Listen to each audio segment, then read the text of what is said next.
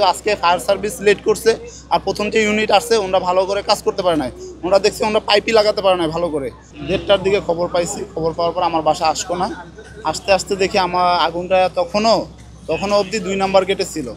আগুনটা যখন লাগছে তখন যদি সাথে সাথে ফায়ার সার্ভিস আসে এবং সাথে সাথে ভিতরে গেট বি দিয়ে ঢুকে পানি দেয় তাহলে আগুনটার এদিকে আসে না।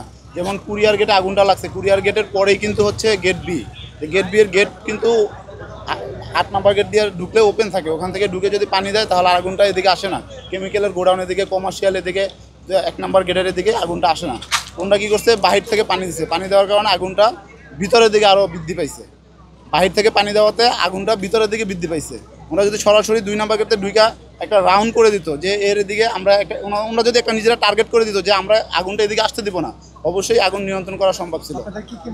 আমাদের এখানে 8টা শিপমেন্ট আছে ভিতরে। আমার এখানে আমার ভিতরে কী শিপমেন্ট আছে আমার এখানে লিস্ট আছে।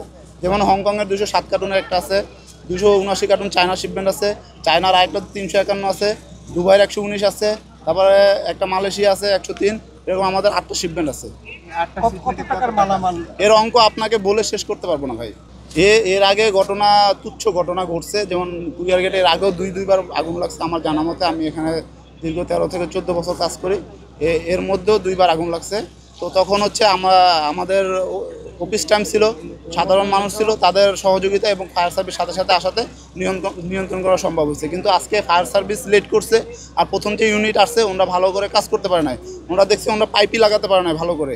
এবং কি 8 নাম্বার গেট দিয়ে ঢুইকা যদি ভিতর থেকে 2 নাম্বার গেট ব্যারিকেড দিয়ে ওনারা পানি ব্যবস্থা নিত তাহলে আগুনটা এদিকে আসতো না। কিন্তু 8 নাম্বার গেটে প্রথমে ওনাদেরকে ঢুকতে দেওয়া হয়নি। এর অনুমান, এর পরিমাণ আমি বলে শেষ করতে পারবো না, বা কেউ বলতে পারবে না। কয়েক হাজার কোটি টাকা। আমাদেরও হাজার কোটি টাকা ছাড়াবে। মানে আমরা হচ্ছে C&F কোম্পানি। এটা তো ক্ষতিটা শুধু আমাদের একার না, আমাদের ইম্পোর্টার আছে, আমাদের বিভিন্ন মানে একটা ধাপে আর কি আমাদের অনেক ক্ষতি। শুধু এটা আমাদের একার না, পুরো রাষ্ট্রের ক্ষতি হয়েছে আমি মনে করি।